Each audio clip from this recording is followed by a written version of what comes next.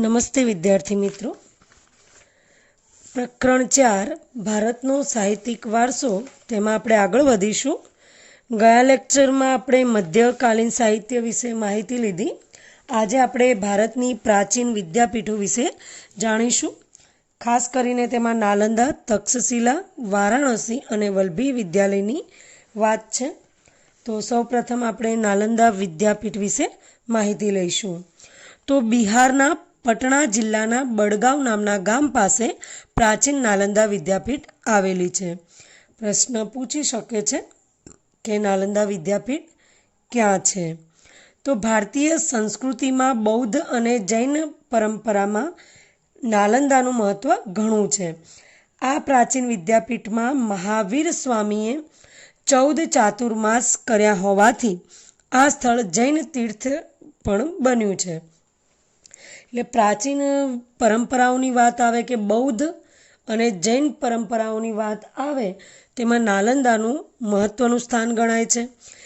એ જે વિદ્યાપીઠ છે નાલંદા વિદ્યાપીઠ, તેમાં મહાવીર સ્વામીએ 14 ચાતુર્માસ કર્યા હતા અને તેનાથી જ એ સ્થળ જૈન તીર્થ સ્થળ બન્યું છે।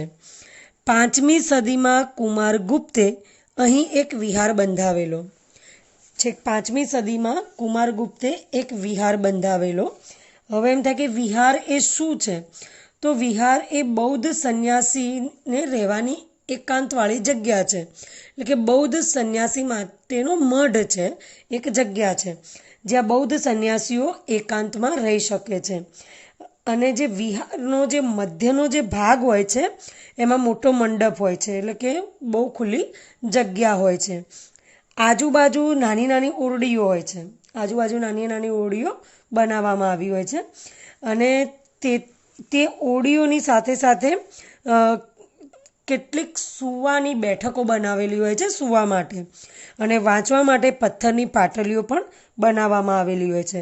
અને નિકટમાં એક પાણીનું ટાંકું પણ હોય છે અને તેમજ બોધિસત્વની મૂર્તિઓ એટલે કે ગૌતમ બુદ્ધની મૂર્તિઓ પણ હોય છે।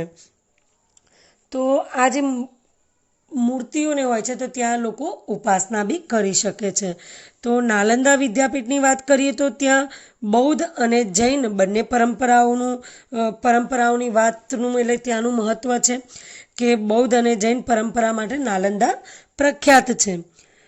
તો કે ભાઈ કુમારગુપ્તે અહીં એક વિહાર બંધાવેલું હતું। તો ભાઈ વિહાર એટલે શું? તો કે આપણે જાણીએ કે વિહાર એટલે કે ત્યાં સંન્યાસીઓ રહી શકે, એમને સૂવા માટે બેઠકો હોય છે, ઓરડીઓ હોય છે, વાંચવા માટેની પાટલીઓ પણ હોય છે, નિકટમાં થોડી પાણીની વ્યવસ્થા પણ હોય છે। એટલે એક આપણે જેમ અત્યારે જે શાળામાં જે સગવડો હોય છે તે પ્રકારની સગવડો। ત્યાર પછી નાલંદાની પ્રસિદ્ધિમાં વધારો થયો, એટલે કુમારગુપ્તે જ્યારે વિહાર બંધાવ્યું એના પછી આ નાલંદા વિદ્યાપીઠ ખૂબ જ પ્રસિદ્ધ થઈ, એટલે કે એની પ્રસિદ્ધિમાં વધારો થયો। ત્યાં હજારો હસ્તલિખિત ગ્રંથોના અમૂલ્ય ભંડારો હતા, હજારો હસ્તલિખિત ગ્રંથોના અમૂલ્ય ભંડારો। એટલે પહેલાંના જમાનામાં હસ્તલિખિત એટલે કે હાથથી લખેલા ગ્રંથો હતા।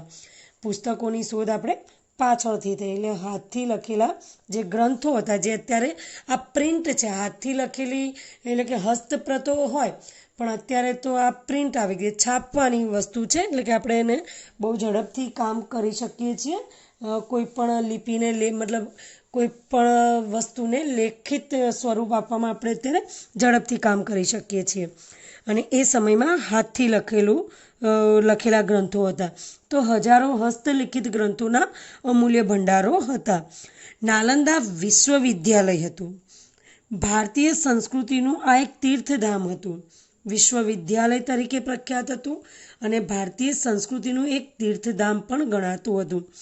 દેશ પરદેશથી વિદ્યાર્થીઓ અહીં અભ્યાસ કરવા માટે આવતા હતા, એટલે કે દેશ વિદેશમાંથી ઘણા બધા વિદ્યાર્થીઓ અહીં અભ્યાસ માટે આવતા હતા, અને તેમાં મહાન મુસાફર યુવન સ્વાંગ પણ અહીં આવેલા હતા, એટલે કે નાલંદા વિદ્યાપીઠમાં આવેલા હતા। આજે તો આ મહાન વિશ્વવિદ્યાલયના માત્ર ખંડેરો જ જોવા મળે છે, એટલે કે આ જે મહાવિશ્વવિદ્યાલય હતી તે તો અત્યારે માત્ર તેના ખંડેરો જ જોવા મળે છે. આમ છતાં તે ખંડેરો ફરતા ફરતા પણ દેશની ભવ્ય સંસ્કૃતિની ઝાંખી થઈ શકે છે. એટલે આમ છતાં આપણે આ ખંડેરોમાં ફરીએ છીએ છતાં પણ ત્યાં દેશની જે ભવ્ય સંસ્કૃતિ છે એની ઝાંખી આપણે કરી શકીએ છીએ. એને જોતાં, એ ખંડેરોને જોતાં આપણને ખ્યાલ આવે કે આપણી ભૂતપૂર્વ સંસ્કૃતિ કેવી હતી, આપણી ભવ્ય સંસ્કૃતિ કેવી હતી. નાલંદામાંથી ભણીને બહાર નીકળેલ વિદ્યાર્થી ભારતનો આદર્શ વિદ્યાર્થી ગણાતો. એટલે કે નાલંદા વિદ્યાપીઠમાં જે વિદ્યાર્થી ભણીને જાય છે એ વિદ્યાર્થી આદર્શ વિદ્યાર્થી તરીકે ગણાતો હતો. જેમ અત્યારના જમાના આપણે અમુક સ્કૂલો હોય છે કે સ્કૂલનું નામ એટલે કે ભાઈ અહીંયા ભણેલો વિદ્યાર્થી છે તો 100% ક્વોલિટી ધરાવતો વિદ્યાર્થી હશે. તો એ પ્રમાણે નાલંદાનું નામ પ્રખ્યાત હતું કે ભાઈ નાલંદામાં જો કોઈ વિદ્યાર્થી ભણેલો છે તો એ આદર્શ વિદ્યાર્થી જ હશે એમ. ઈસુની 5મી થી 11મી સદી દરમિયાન નાલંદા શિક્ષણના સર્વોત્તમ સ્થાને હતું. એટલે ઈસુની 5મી થી 11મી સદી દરમિયાન તમને આવા પ્રશ્ન પૂછી શકે છે. આપણે અગાઉ વાત થઈ છે તે જ પ્રમાણે કે જેમ કે એક લાઇનમાંથી પ્રશ્ન બનાવીને પૂછી શકે અને ઘણીવાર આપણે એક કે બે શબ્દ ઇગ્નોર કર્યા હોય ને એમાંથી પણ પ્રશ્ન પૂછી જાય તો અને કદાચ આપણે બહુ સહેલો પ્રશ્ન હોવા છતાં પણ એનો જવાબ ભૂલી ગયા હોય તો દરેક શબ્દને ધ્યાનમાં લેવાનું છે. પૂછી શકે કે કઈ સદી દરમિયાન નાલંદા શિક્ષણના સર્વોત્તમ સ્થાને હતું, તો ઈસુની 5મી થી 11મી સદી દરમિયાન. આ સમયે ભારતમાં વિશ્વભરના શ્રેષ્ઠતમ ગણાય તેવા ગ્રંથાલયો હતા. ગ્રંથાલયો એટલે કે ત્યાં પુસ્તકો એટલે કે લાઇબ્રેરી, એટલે કે વિશ્વભરના શ્રેષ્ઠતમ ગણાય તેવા પુસ્તકાલયો ત્યાં હતા. તક્ષશિલા તેમજ નાલંદા વિદ્યાપીઠમાં આવેલ ગ્રંથાલયોમાં અભ્યાસ અને સંશોધન કરવા માટે દેશ વિદેશમાંથી અનેક વિદ્યાર્થીઓ આવતા હતા. એટલે એ સમયની નાલંદા વિદ્યાપીઠની વાત કરીએ અને તક્ષશિલા, તો આ વિદ્યાપીઠોની વાત કરીએ તો એમના જે ગ્રંથાલયોમાં અભ્યાસ કરવા માટે તેમજ સંશોધન કરવા માટે દેશ વિદેશમાંથી વિદ્યાર્થીઓ આવતા હતા. આમાંનો માત્ર યુવન સ્વાંગ જ 657 હસ્તલિખિત ગ્રંથો પોતાની સાથે ચીન લઈ ગયો હતો. પૂછી શકે છે કે ભાઈ નાલંદા વિદ્યાપીઠમાંથી કોણ પોતાની સાથે હસ્તલિખિત ગ્રંથો લઈ ગયું અથવા કેટલા લઈ ગયું અને ક્યાં લઈ ગયું. તો ભાઈ યુવન સ્વાંગ 657 હસ્તલિખિત ગ્રંથો એ પોતાની સાથે લઈ ગયો. ક્યાં? તો કે ભાઈ ચીનમાં લઈ ગયો. તો 7મી સદીમાં યુવન સ્વાંગે મુલાકાત લીધી હતી નાલંદા વિદ્યાપીઠની. 7મી સદીમાં આ પણ પ્રશ્ન યાદ રાખવાની જરૂર છે. મહાવિદ્યાલયમાં 7 મોટા ખંડો હતા.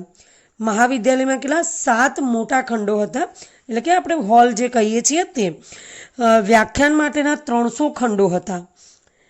જે લેક્ચર લેવાય છે એની વાત છે, એના માટે 300 ખંડો હતા.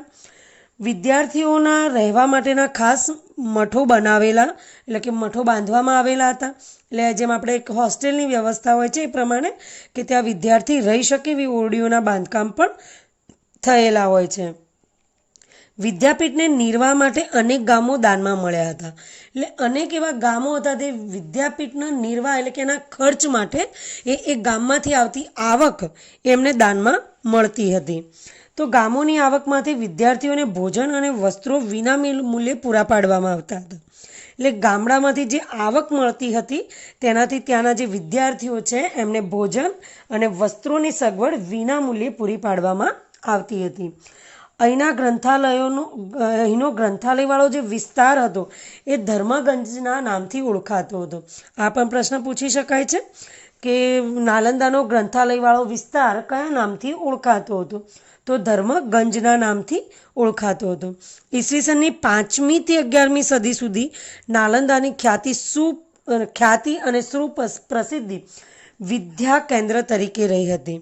એટલે ઈસવીસનની 5મી સદીથી લઈને 11મી સદી સુધી નાલંદાની જે પ્રસિદ્ધિ હતી, જે ખ્યાતિ હતી, એ વિદ્યાના કેન્દ્ર તરીકે રહી હતી.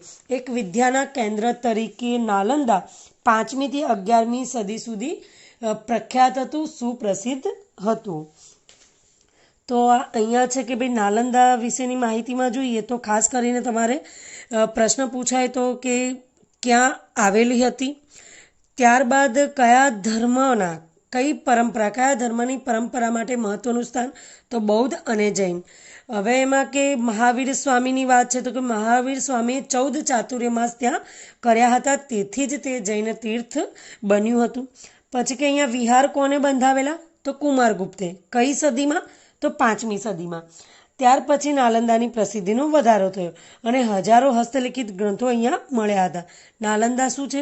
વિશ્વવિદ્યાલય હતું, સંસ્કૃતિની, ભારતીય સંસ્કૃતિનું તીર્થધામ હતું અને પરદેશથી દેશ પરદેશથી ઘણા વિદ્યાર્થીઓ ત્યાં આવતા હતા. અને દેશ પરદેશના વિદ્યાર્થીઓની વાત કરીએ એટલે આપણે એક મુસાફર હતો ચીનનો, જેને આપણે એની વાત થાય જ કે યુવન સ્વાંગ, તો એને પણ અહીંની મુલાકાત લીધી હતી. અને એનું એક ખાસ વાત છે કે તે જેટલા લોકો અહીંયા આવ્યા છે તેમાંથી યુવન સ્વાંગ 657 હસ્તલિખિત ગ્રંથો, એ બધામાંથી માત્ર યુવન સ્વાંગ 657 હસ્તલિખિત ગ્રંથો પોતાની સાથે ચીનમાં લઈ ગયો હતો. પછી તક્ષશિલા અને નાલંદા, એ વખતમાં એમના ગ્રંથાલયોમાં કેટલા વિદ્યાર્થીઓ આવતા જે અભ્યાસ બી કરતા અને સંશોધન માટે પણ આવતા હતા, દેશ વિદેશથી ઘણા બધા વિદ્યાર્થીઓ.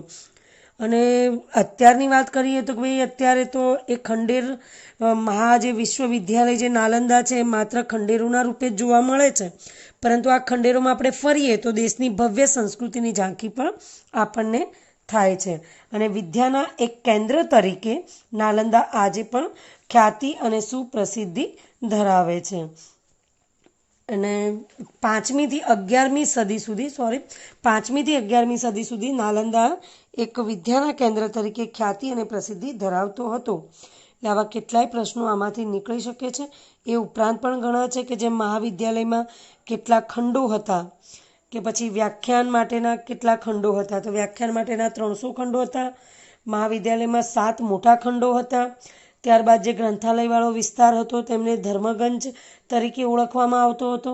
અને ગામોની આવકમાંથી વિદ્યાર્થીઓને ભોજન અને વસ્ત્રોની સગવડ વિના મૂલ્યે પૂરી પાડવામાં આવતી હતી.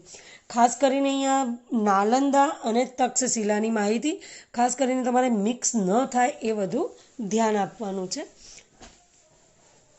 હવે આપણે જોઈએ તક્ષશિલા. તો વર્તમાન સમયમાં પાકિસ્તાનમાં આવેલ રાવલપિંડીથી પશ્ચિમે પ્રાચીન તક્ષશિલા વિદ્યાપીઠ હતી. તે પ્રાચીન ગાંધાર પ્રદેશની રાજધાનીનું શહેર હતું. આ વિદ્યાપીઠમાં 64 વિદ્યાઓનું શિક્ષણ અપાતું હતું. અલગ અલગ પ્રકારની કુલ 64 વિદ્યાઓનું શિક્ષણ અહીંયા અપાતું હતું.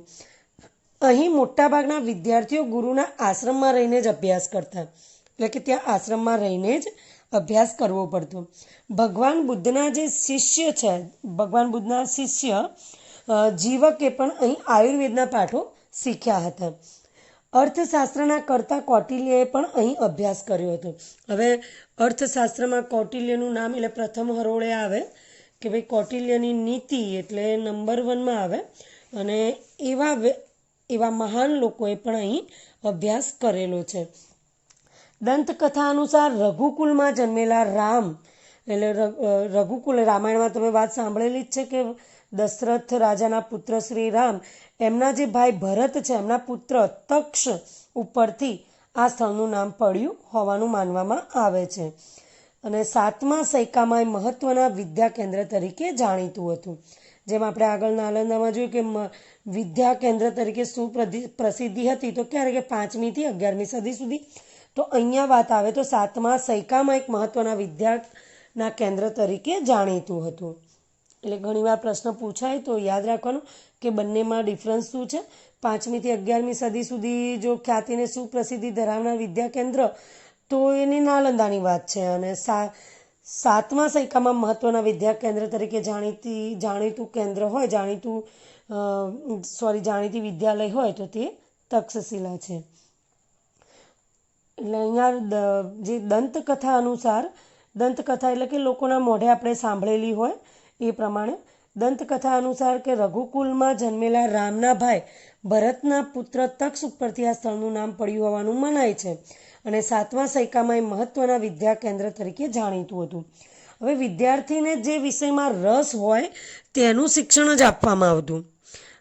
તમે વિચારો કે એટલા વર્ષો પહેલાં પણ આ પ્રકારની વિચારધારા આ શાળાઓ આ મહાવિદ્યાલયો ધરાવતી હશે તો એ બહુ ઉચ્ચ કોટીની વાત છે કે વિદ્યાર્થીને જે વિષયમાં રસ હોય તેનું જ શિક્ષણ તેને આપવામાં આવતું.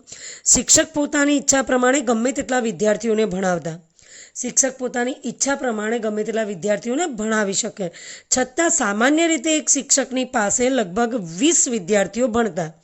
જો સામાન્ય રીતે વાત થાય તો કે એક શિક્ષકની પાસે લગભગ 20 વિદ્યાર્થીઓ ભણતા હતા.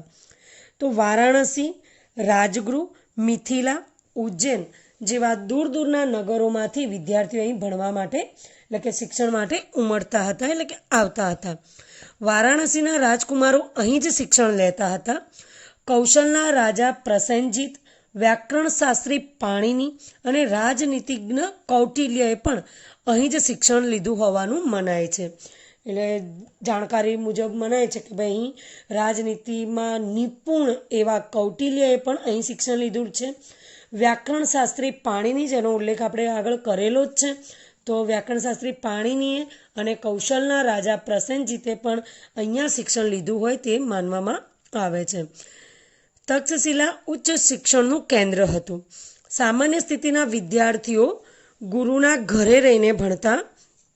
અહીં વેદ, શસ્ત્રક્રિયા, ગજ વિદ્યા એટલે અહીંયા હાથીની વિદ્યાની વાત છે એટલે કે અહીંયા એક પ્રાણી વિશેની વિદ્યા છે. પશુ ચિકિત્સક તરીકેની એક માન્યતા એ વખતે પણ હોય તે પણ જાણવા મળ્યું છે કે વેદ, શસ્ત્રક્રિયા, ગજ વિદ્યા, ધનુર્વિદ્યા, વ્યાકરણ, તત્વજ્ઞાન, યુદ્ધ વિદ્યા, ખગોળ, જ્યોતિષ વગેરેનું શિક્ષણ પણ આપવામાં આવતું હતું. ચંદ્રગુપ્ત મૌર્યના ગુરુ ચાણક્ય અને ખુદ ચંદ્રગુપ્ત મૌર્યે પણ અહીં શિક્ષણ લીધું હતું. તો આ બહુ મોટી વાત છે કે ચંદ્રગુપ્ત મૌર્યના ગુરુ ચાણક્ય અને ખુદ ચંદ્રગુપ્ત મૌર્ય પણ અહીં શિક્ષણ લીધેલું છે. ચલો ફરીથી એકવાર આમાં પ્રશ્નો જોઈ લઈએ કે તક્ષશિલામાંથી પ્રશ્નો કેવા નીકળી શકે છે. તો સૌથી પહેલું એ જ કે તક્ષશિલા કયા સ્થળે હતી? તક્ષશિલા વિદ્યાલય એ ક્યાં હતી? તો પાકિસ્તાનમાં આવેલ રાવલપિંડીથી પશ્ચિમે.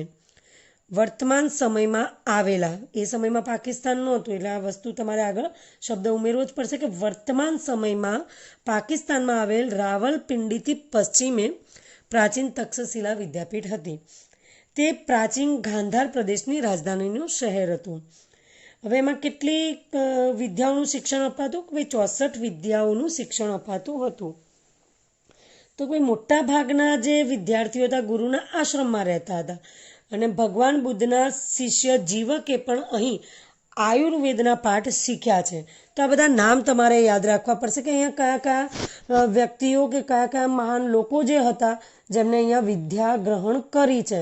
તો ભગવાન બુદ્ધના શિષ્ય જીવકે પણ અહીં આયુર્વેદના પાઠ શીખ્યા છે. પ્રશ્ન પૂછી શકે કે તક્ષશિલામાં આયુર્વેદના પાઠો કોને શીખ્યા હતા? તો ભગવાન બુદ્ધના શિષ્ય જીવકે. તો અર્થશાસ્ત્રના કર્તા જે છે, અર્થશાસ્ત્રમાં ખૂબ જ નામચીન એવા કૌટિલ્યએ પણ અહીં અભ્યાસ કર્યો છે. પાછળ પણ એમની વાત આવે જ છે. પછી છે કે તક્ષશિલાનું નામ શાના ઉપરથી રાખવામાં આવ્યું? તો દંતકથા અનુસાર રઘુકુલમાં જન્મેલા રામના ભાઈ ભરતના પુત્ર, યાદ રાખજો રામના ભાઈ ભરતના પુત્રની વાત છે. રામના ભાઈ ભરતના પુત્ર તક્ષ ઉપરથી રાખવામાં આવ્યું છે. હવે 7મા સૈકામાં મહત્વના વિદ્યા કેન્દ્ર તરીકે જાણીતું હતું. તક્ષશિલાની વાત છે તો 7મા સૈકામાં મહત્વના વિદ્યા કેન્દ્ર તરીકે જાણીતું હતું. હવે વિદ્યાર્થીને જે વિષયમાં રસ હોય તે વિષયનું શિક્ષણ તેને અપાતું હતું. શિક્ષક પોતાની ઈચ્છા પ્રમાણે ગમે તેટલા વિદ્યાર્થીઓને ભણાવી શકે, પરંતુ સામાન્ય રીતે એક શિક્ષક પાસે 20 વિદ્યાર્થીઓ ભણતા હોય છે. હવે વારાણસી, રાજગૃહ, મિથિલા અને ઉજ્જૈન જેવા દૂર દૂર નગરોમાંથી પણ વિદ્યાર્થીઓ અહીં આવતા હતા. હવે વારાણસીના રાજકુમારો પણ અહીં શિક્ષણ લેતા હતા. તેમાં કૌશલના રાજા પ્રસિસેન, વ્યાકરણ શાસ્ત્રી પાણિની અને રાજનીતિજ્ઞ કૌટિલ્યએ પણ અહીં શિક્ષણ લીધું છે. ત્યારબાદ વાત કરીએ તો ભાઈ ચંદ્રગુપ્ત મૌર્યના ગુરુ ચાણક્ય.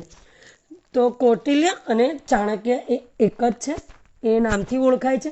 તો ચંદ્રગુપ્ત મૌર્ય પોતે અહીંયા શિક્ષણ લીધું છે ને એમના ગુરુ ચાણક્યએ પણ અહીં શિક્ષણ લીધું છે. તો અહીં તક્ષશિલા ઉચ્ચ શિક્ષણનું કેન્દ્ર હતી. ઉચ્ચ શિક્ષણ એટલે ઉપરનું શિક્ષણ, જેમ આપણે આવે છે કે પ્રાથમિક શિક્ષણ, એના પછી માધ્યમિક ને ઉચ્ચતર માધ્યમિક ને પછી કોલેજનું હોય છે, આપણે એને ઉચ્ચ શિક્ષણ કહીએ છીએ તે પ્રમાણે. તો અહીં શસ્ત્રક્રિયા, ગજવિદ્યા, ધનુર્વિદ્યા, વ્યાકરણ, તત્વજ્ઞાન, યુદ્ધવિદ્યા, ખગોળ, જ્યોતિષ વગેરેનું પણ શિક્ષણ આપવામાં આવતું હતું.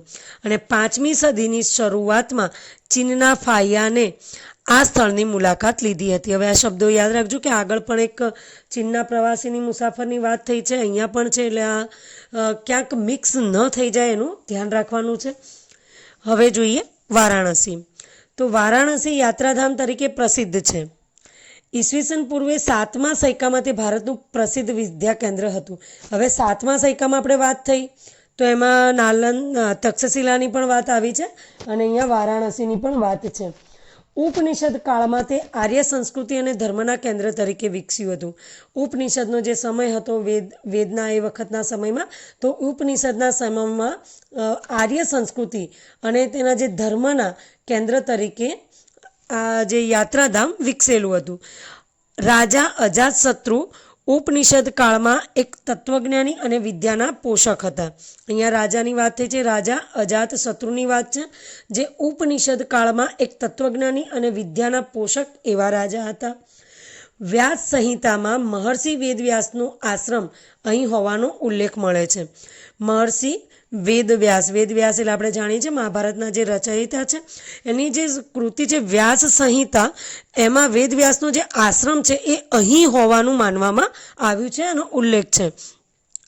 ભગવાન બુદ્ધ પોતાના મતના પ્રચાર અને પ્રસાર માટે વારાણસી પર પસંદગી ઉતારી હતી. એટલે ભગવાન બુદ્ધે જે પોતાના વિચારો હતા, પોતાના મંતવ્યો હતા, તેનો પ્રસાર અને પ્રચાર કરવા માટે તેમણે વારાણસીને પસંદગી કરી હતી, વારાણસીને પસંદ કર્યું હતું. આદિ શંકરાચાર્ય જેવા સમર્થ તત્વજ્ઞને પણ તેમના વેદાંતના નૂતન સિદ્ધાંતની સ્વીકૃતિ માટે કાશી જવું પડ્યું હતું. તો અહીંયા પણ મહાન લોકોની વાત છે કે ભગવાન બુદ્ધને પણ પોતાના વિચારોનો પ્રચાર અને પ્રસાર કરવા માટે પણ તેમણે વારાણસીને પસંદ કર્યું. તો આદિ શંકરાચાર્યએ પણ એમને પણ પોતાના વેદાંતના જે નૂતન સિદ્ધાંતો હતા, વેદાંતના નૂતન સિદ્ધાંતોની જે સ્વીકૃતિ માટે એમને કાશી જવું પડ્યું હતું, એટલે એમને પણ કાશીને પસંદ કર્યું હતું. પછી ચૈતન્ય મહાપ્રભુ અને પુષ્ટિ માર્ગના પ્રવર્તક વલ્લભાચાર્યજીએ પોતાના વૈષ્ણવ સંપ્રદાયોની પ્રતિષ્ઠા પણ અહીં કાશીમાં એટલે કે વારાણસીમાં કરી હતી. હવે પંજાબના વિદ્વાન કુટુંબોએ સ્થળાંતર કરવું પડ્યું ત્યારે પંજાબમાંથી જ્યારે કુટુંબો, જે પંડિત કુટુંબો હતા, એમને જ્યારે સ્થળાંતર કરવું પડ્યું ત્યારે પણ તેમને મુખ્યત્વે કાશી અને થોડા પ્રમાણમાં કાશ્મીર જઈને તેઓ વસ્યા હતા, એટલે એમને પણ કાશીની પસંદગી કરી હતી. અને થોડા એવા પંજાબના જે વિદ્વાનો હતા એ લોકોએ કાશ્મીર અને કાશીને પસંદ કર્યું હતું. હવે રાજાના રાજકુમારો પણ અહીં ઉચ્ચ શિક્ષણ માટે આવતા હતા, એટલે રાજાના જે રાજકુમારો માટે લોકોને રાજકુમારોને શિક્ષણ આપવા માટે પણ લોકો વારાણસીને પસંદ કરતા હતા. સમ્રાટ અશોકના આશ્રયથી એટલે કે એમની મદદથી વારાણસીનો સારનાથ મઠ પ્રસિદ્ધ વિદ્યાધામ બન્યો છે. એટલે વારાણસીનો જે સારનાથ મઠ છે એ મઠ વિદ્યાધામ તરીકે પ્રસિદ્ધ બન્યો સમ્રાટ અશોકના આશ્રયથી, એમની મદદથી. તો અહીં વારાણસી વિશે બી તમને પ્રશ્ન પૂછી શકે કે ભાઈ વારાણસી કે કયા સૈકામાં વિદ્યાના કેન્દ્ર તરીકે હતું અને ત્યાં કયા કયા મહાન લોકોએ ત્યાં વારાણસીને પસંદ કર્યું અને પોતાના વિચારો, પોતાના સિદ્ધાંતો અને પોતાના સંપ્રદાયને લઈને જે કંઈ બી કાર્યો હતા તે તેમણે કાશી કે વારાણસીમાં જઈને પસંદ કર્યા. તો એની જો વાત આવે છે તો પહેલી તો કે રાજા અજાતશત્રુએ તત્વજ્ઞાની અને વિદ્યાના પોષક હતા. તત્વજ્ઞાની હતા અને વિદ્યાના પોષક હતા, એટલે કે વિદ્યાને મહત્વ આપતા હતા, પોષતા હતા. તો હવે અહીંયા વ્યાસ સંહિતામાં પણ વેદવ્યાસ જે છે, મહર્ષિ વેદવ્યાસનો જે આશ્રમ છે એ પણ અહીં હોવાનો ઉલ્લેખ છે. ત્યારબાદ વાત કરીએ તો ભાઈ શંકરાચાર્ય, ભગવાન બુદ્ધે એમના વિચારોના પ્રચાર પ્રસાર માટે વારાણસીને પસંદ કર્યું. શંકરાચાર્ય પણ વેદાંતના નૂતન સિદ્ધાંતોની સ્વીકૃતિ માટે કાશી ગયા. ચૈતન્ય મહાપ્રભુ અને પુષ્ટિ માર્ગના પ્રવર્તક વલ્લભાચાર્યજીએ પણ વૈષ્ણવ સંપ્રદાયની પ્રતિષ્ઠા ત્યાં જ કરી, વારાણસીમાં. અને પંજાબના જે વિદ્વાનોને જ્યારે સ્થળાંતર કરવાની મજબૂરી ઊભી થઈ તો એમને પણ કાશી અને કાશ્મીરને પસંદ કર્યું. અને અહીંયા કેટલાય રાજકુમારો ઉચ્ચ શિક્ષણ માટે આવતા હતા. અને વારાણસીનો જે સારનાથ મઢ જે પ્રસિદ્ધ યાત્રાધામ બન્યું છે તે સમ્રાટ અશોકના આશ્રયથી. હવે જોઈએ આપણે વલ્લભી વિદ્યાલય. તો ઈસવીસનના 7મા સૈકામાં ગુજરાતનું આ વિદ્યાધામ અતિ પ્રસિદ્ધ શિક્ષણ કેન્દ્ર હતું. તો અહીંયા પણ ઈસવીસનના 7મા સૈકાની શતકની વાત છે. વલ્લભીને વિશાળ અને અત્યંત પ્રસિદ્ધ વિદ્યાધામ બનાવવામાં મૈત્રક વંશના તત્કાલીન શાસનો અને નાગરિકોનો ફાળો છે. પ્રશ્ન પૂછી શકે છે કે વલ્લભી વિદ્યાલયને વિશાળ અને અત્યંત પ્રસિદ્ધ વિદ્યાધામ બનાવવા માટે કોનો ફાળો મહત્વનો છે? તો મૈત્રક વંશના તત્કાલીન શાસકો અને નાગરિકોનો ફાળો મહત્વનો છે. 7મી સદીમાં ભિક્ષુ વિદ્યાર્થીઓ રહેતા હતા. એટલે 7મી સદીમાં ત્યાં ભિક્ષુ વિદ્યાર્થીઓ રહેતા હતા, એટલે કે ભિક્ષુક વિદ્યાર્થીઓ જે ત્યાં રહીને, જે ગુરુના આશ્રમમાં રહીને વિદ્યા મેળવે છે તેવા વિદ્યાર્થીઓ, જે આશ્રમમાં જ રહીને જ ગુરુની આજ્ઞા પ્રમાણે કાર્યો કરતા હોય છે. એક ભિક્ષુકના વેશ તરીકે વિદ્યાર્થીઓ અભ્યાસ કરતા હોય છે. વલ્લભી ત્યારે બૌદ્ધ મતના હીનયાન પંથનું કેન્દ્ર હતું. બૌદ્ધ ધર્મમાં 2 પંથ હતા, એક હીનયાન પંથ અને એક મહાયાન પંથ. તો બૌદ્ધ ધર્મમાં જે 2 પંથ હતા, હીનયાન અને મહાયાન, તો અહીંયા હીનયાન પંથનું કેન્દ્ર હતું. હીનયાન પંથ એટલે કે જે બૌદ્ધ ધર્મમાં માનનાર છે તે, જે બૌદ્ધ કહે છે તે, જેમ કે બૌદ્ધ કહેતા હતા ભગવાનના અસ્તિત્વની એમને વાત કરી જ નથી. અને મહાયાન પંથની વાત કરીએ તો મહાયાન પંથમાં માનનાર વ્યક્તિએ ભગવાન બુદ્ધને જ ભગવાન માની લીધા હતા, કે બુદ્ધ જ એ ભગવાન છે. તો બૌદ્ધના મત પ્રમાણે 2 પંથ હતા, હીનયાન પંથ અને મહાયાન પંથ. તો અહીંયા હીનયાન પંથનું કેન્દ્ર હતું. એટલે યાદ રાખજો કે વલ્લભી વિદ્યાલય ત્યારે બૌદ્ધ ધર્મના હીનયાન પંથનું કેન્દ્ર હતું. 7મા શતકની મધ્યમાં પ્રસિદ્ધ બૌદ્ધ વિદ્વાનો, 7મા શતકના મધ્યમાં, સમય પણ યાદ રાખવો પડશે, તમને આ સમયને લઈને પ્રશ્ન પૂછી શકે કે 7મા શતકની મધ્યમાં પ્રસિદ્ધ બૌદ્ધ વિદ્વાનો સ્થિરમતી અને ગુણમતી વલ્લભીના અગ્રણી આચાર્યો હતા. પ્રશ્ન પૂછી શકે છે વલ્લભીના અગ્રણી આચાર્યો, કે સમય આપીને તમને આચાર્યોના નામ પૂછી શકે, અથવા વિદ્વાનોના નામ આપીને તમને એમનો સમયગાળો પૂછી શકે. તો આ વસ્તુ તમારે યાદ રાખવી પડશે કે 7મા શતકની મધ્યમાં પ્રસિદ્ધ બૌદ્ધ વિદ્વાનો કયા? સ્થિરમતી અને ગુણમતી એ વલ્લભીના અગ્રણી આચાર્યો હતા. એમ પણ પૂછી શકે કે વલ્લભીના અગ્રણી આચાર્યો કોણ હતા, કાં તો એ કયા સમયમાં થયા. એટલે કોઈ પણ રીતે તમને એક જ લાઈનમાંથી 2-3 પ્રશ્નો પણ પૂછી શકે છે. દૂર દૂરના ગંગા યમુનાના મેદાનના વિસ્તારમાંથી બ્રાહ્મણ વિદ્યાર્થીઓ પણ અહીં અભ્યાસ કરવા માટે આવતા હતા. પૂછી શકે છે કે અહીં કયા વિસ્તારમાંથી બ્રાહ્મણ વિદ્યાર્થીઓ અહીં અભ્યાસ કરવા માટે આવતા? તો દૂર દૂરના ગંગા યમુનાના મેદાનના વિસ્તારમાંથી.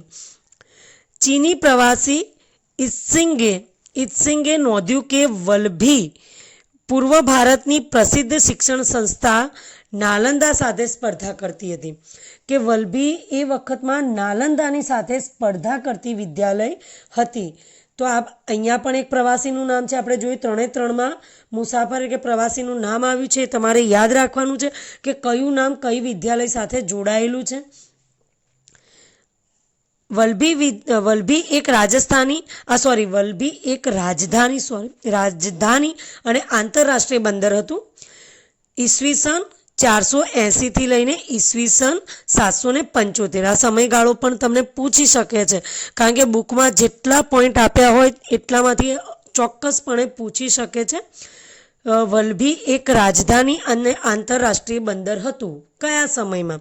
તો ઈસવીસન 480 થી લઈને 775 સુધી. વલ્લભીના શાસક મૈત્રક રાજવીઓ પણ વિદ્યા અને વિદ્યાપીઠના મહાન આશ્રયદાતાઓ હતા. એટલે કે વલ્લભીના જે શાસકો હતા મૈત્રક રાજવીઓ એ વિદ્યા અને વિદ્યાપીઠના મહાન આશ્રયદાતાઓ હતા. એટલે કે જે વિદ્યા આપવા માટે જ્યાં વિદ્યાપીઠમાં જે ખર્ચ છે કે એમાં એ આશ્રયદાતાઓ હતા, એટલે કે તેઓ એ દાન કરતા હતા. એ બાબતની નોંધ લેવી પડે કે મૈત્રક વંશના રાજવીઓ બૌદ્ધ નહોતા, અહીંયા મૈત્રક વંશના રાજાઓએ આ વિદ્યાપીઠને આગળ લાવવા માટે એ દાતાઓ હતા, એટલે કે દાન આપતા હતા. પણ એક વાત નોંધવા જેવી છે કે મૈત્રક વંશના રાજવીઓ પોતે બૌદ્ધ નહોતા, છતાં પણ એ લોકો આ બૌદ્ધ વિદ્યાપીઠને દાન આપતા હતા.